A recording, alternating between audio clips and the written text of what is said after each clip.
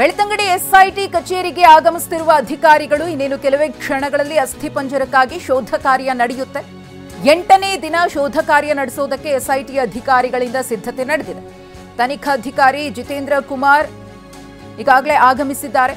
ಬೆಳ್ತಂಗಡಿಯ SIT ಕಚೇರಿಗೆ ತನಿಖಾಧಿಕಾರಿ ಬಂದಿದ್ದಾರೆ. ಇನ್ನೇನು ಕೆಲವೇ ಹೊತ್ತಿನಲ್ಲಿ ಅವರು ಸ್ಪಾಟ್ಗೂ ಕೂಡ ಹೋಗ್ತಾರೆ. ಇವತ್ತು 13ನೇ ಪಾಯಿಂಟ್ನಲ್ಲಿ ಅಂದರೆ ಕೊನೆಯ ಪಾಯಿಂಟ್ನಲ್ಲಿ ಶೋಧ ಕಾರ್ಯವನ್ನು ಮಾಡಬೇಕಿತ್ತು. ಆದರೆ ಸಡನ್ ಆಗಿ ಎಸ್ಐಟಿ ಅಧಿಕಾರಿಗಳು ಪ್ಲಾನ್ ಅನ್ನು ಚೇಂಜ್ ಮಾಡಿಕೊಂಡು ಬಂಗ್ಲಗುಡ್ಡದ ಕಡೆಗೇನೆ ಹೋಗಿ ಅಲ್ಲಿ ಶೋಧ ಕಾರ್ಯಾಚರಣೆಯನ್ನು ಮುಂದುವರಿಸ್ತಾರಾ ಅನ್ನೋ ಕುತೂಹಲ ಮನೆ ಮಾಡಿದೆ. ಯಾಕಂದ್ರೆ ಬಂಗ್ಲಗುಡ್ಡದಲ್ಲಿ ಪರಿಶೀಲನೆ ಮಾಡಿದಂತಹ ಸಂದರ್ಭದಲ್ಲಿ ಮೂಳೆಗಳು ಪತ್ತೆಯಾಗಿತ್ತು. ಆದರೆ ಆ ಮೂಳೆಗಳ ಹಿನ್ನೆಲೆ ಏನು, ಯಾರಿಗೆ ಸಂಬಂಧಪಟ್ಟಿದ್ದು, ಹೇಗೆ ಸಾವನ್ನಪ್ಪಿದ್ರು, ಇದ್ಯಾವುದು ಕೂಡ ಇನ್ನೂ ಗೊತ್ತಾಗಿಲ್ಲ. ಆದರೆ ಅದೇ ಸ್ಪಾಟ್ನಲ್ಲಿ ಮತ್ತಷ್ಟು ಶೋಧ ಕಾರ್ಯವನ್ನು ನಡೆಸಿದ್ರೆ ಇನ್ನೇನಾದರೂ ಕುರುಹುಗಳು ಸಿಗಬಹುದು ಅನ್ನೋ ನಿರೀಕ್ಷೆಯಲ್ಲಿ ಎಸ್ಐಟಿ ಅಧಿಕಾರಿಗಳಿದ್ದಾರೆ.